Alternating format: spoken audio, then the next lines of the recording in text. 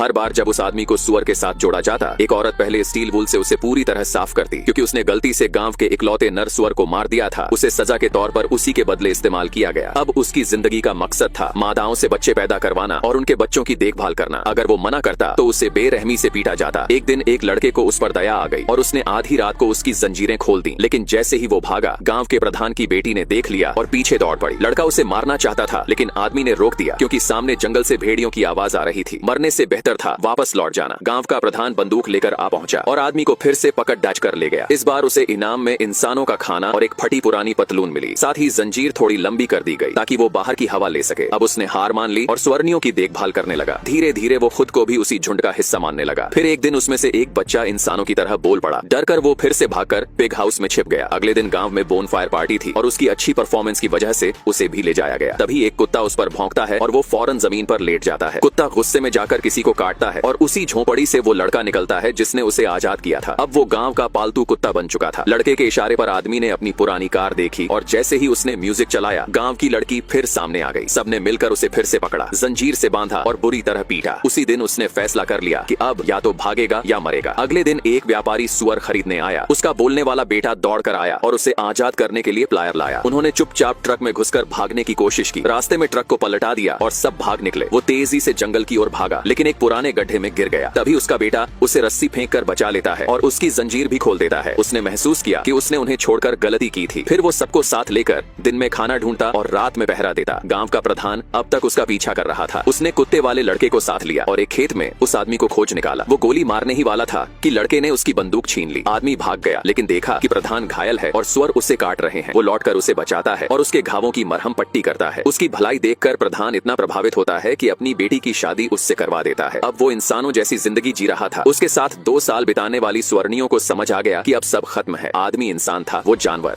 आदमी की आंख खुलती है तो देखता है कि सामने करोड़ों की यॉट धीरे धीरे पानी छोड़ रही थी। हुआ ये कि खुले समंदर में एक भारी कंटेनर बहता हुआ उसकी बोट से टकरा गया था। कंटेनर फंस भी गया और बोट में बड़ा छेद कर गया। बोट ना आगे जा पा रही थी न पीछे। वो भागकर एक लोहे की रॉड लाया और कंटेनर को हटाने लगा, लेकिन इतनी कोशिश के बाद भी कंटेनर हिला तक नहीं, उल्टा रॉड ही टूट गई। तभी उसकी नजर कंटेनर के ऊपर एक हुक पर पड़ी जो सामान उठाने के लिए होता है। उसे आइडिया आया। वो जहाज के अंदर गया, सी एंकर निकाला, रस्सा बांधा और एंकर को समंदर में फेंक दिया। जैसे ही खिंचाव आया, कंटेनर थोड़ा थोड़ा खिसकने लगा। बोट को धीरे से एक सेफ जगह लाकर वो पानी निकालने लगा, लेकिन पंप काम ही नहीं कर रहा था। पानी घुसने से सारा इलेक्ट्रॉनिक सिस्टम फेल हो चुका था। वो इमरजेंसी बॉक्स से स्पेशल गोंद निकालता है और छेद भरना शुरू करता है। हर लेयर को सूखने में टाइम लगता, इसलिए धीरे धीरे एक एक करके लगाता रहा। 3 दिन तक वो लकड़ी की छड़ी से मैनुअली पानी निकालता रहा। जैसे तैसे छेद बंद किया और फिर फर्श के नीचे की बैटरियां निकालकर रेडियो में जोड़ने लगा, पर रेडियो पहले ही पानी में डूब चुका था। जैसे ही बैटरी लगी, शॉर्ट सर्किट हो गया। वो नेविगेशन मैप उठाता है और देखता है कि जहाजों का रूट अब भी दूर है। पाल ऊपर उठाने जाता है तो पता चलता है वो फंसा है। तभी एक वायर दिखाई देता है। वो उसे जोड़ता है और दूर देखता है एक तूफान उसकी तरफ आ रहा था। वो फौरन नीचे जाकर बाल्टियों में मीठा पानी भरता है, जरूरी सामान सेफ जगह रखता है, लाइफ जैकेट पहनता है और तूफान आ धमकता है। वो बोट को कंट्रोल करने की कोशिश करता है, लेकिन तूफान बहुत तेज था। आखिरकार वो इमरजेंसी पाल निकालता है ताकि तेज हवा से बोट को निकाल सके। जैसे ही वो पाल सेट करता है, एक बड़ी लहर उसे डेक से उड़ा देती है, लेकिन किस्मत से वो रस्सी से बंधा था। थोड़ा पानी निगलने के बाद वो फिर चढ़ जाता है, पाल ठीक करता है और आराम करने अंदर जाता है। पर तभी बोट एक झटके में पलट जाती है। फिर दूसरा झटका लगता है और बोट वापस सीधी हो जाती है। तभी सामने से एक विशाल लहर दीवार की तरह आती है। वो एंकर फेंकता है, लेकिन लहर इतनी तेज होती है कि पूरी बोट दोबारा पलट जाती है। इस बार वो रस्सी से नहीं बंधा था, पर ऐन वक्त पर डूबती बोट की रेलिंग पकड़ लेता है और बच जाता है। लेकिन मस्तूल टूट चुका था और रस्सियों ने संतुलन बिगाड़ दिया था। मजबूरी में वो रस्सियां काटता है। तभी देखता है डेक में एक नया छेद बन गया है और पानी फिर से अंदर आ रहा है। वो जैसे ही उसे भरने जाता है, बोट हिलती है और वो खंभे से टकराकर बेहोश हो जाता है। होश आता है तो वो दर्द सहकर लाइफ राफ्ट निकालता है, रस्सियों से बांधता है, समंदर में छोड़ता है और कूद जाता है। फिर वापस यॉट में चढ़ता है, जरूरी सामान निकालता है और राफ्ट में रखता है। 20 दिन बीत जाते हैं। फिर एक दिन वो बाल्टी का हिस्सा काटता है, उसमें समुद्री पानी भरता है, ऊपर प्लास्टिक शीट बांधता है और बीच में कप रखकर खुद का बना हुआ पानी फिल्टर सिस्टम तैयार करता है। आखिरकार उसे कुछ मीठे पानी की बूंदें मिलती हैं। वो सेक्सटेंट से अपनी लोकेशन निकालता है। पता चलता है कि वो इंटरनेशनल शिपिंग रूट पर पहुंच चुका है। खुशी से चारों तरफ देखता है, लेकिन समंदर बिल्कुल खाली। शाम तक थक कर बैठा होता है। तभी एक जहाज दूर से नजर आता है। वो भागकर फायर सिग्नल स्टिक जलाता है, लेकिन जब तक जलाता है जहाज निकल चुका होता है। अगले दिन वो जैसे तैसे मछली पकड़ता है, पर तभी एक शार्क मछली छीन लेती है। उसे लगने लगता है जैसे बदकिस्मती उसके साथ पैदा हुई हो। रात को अचानक तेज रोशनी आंखों में पड़ती है। एक और जहाज पास से गुजर रहा था। वो तुरंत फ्लेयर जलाता है, फिर डर के मारे दूसरा भी जला देता है, पर फिर भी किसी की नजर नहीं पड़ती। कुछ और दिन बीतते हैं और वो इंटरनेशनल रूट से दूर बह जाता है। हारकर वसीयत लिखता है, बोतल में डालता है और समंदर में बहा देता है। फिर अचानक एक यॉट नजर आती है, लेकिन अब उसके पास कोई फ्लेयर नहीं बचा होता। वो आखिरी दांव खेलता है, लाइफ राफ्ट को आग लगा देता है और खुद समंदर में कूद जाता है। वो बहुत देर तक तैरता है। आग की लौ धीरे धीरे बुझने लगती है। यॉट भी अभी तक नहीं नहीं हिली, वो लगभग हार चुका होता है। तभी आग की झलक में एक छोटी नाव नजर आती है। एक हाथ उसकी तरफ बढ़ता है और वो अपनी आखिरी ताकत लगाकर उस हाथ को पकड़ लेता है।